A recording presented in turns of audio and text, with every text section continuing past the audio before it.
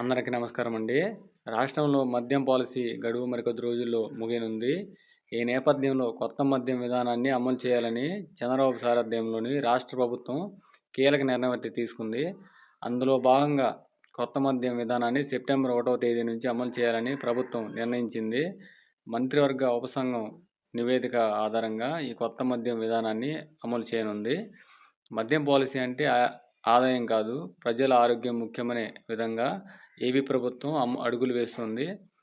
దీంతో alcohol content తక్కువ ఉండే మద్యం విక్రయాలతో నష్టం తగ్గించవచ్చని భావిస్తుంది.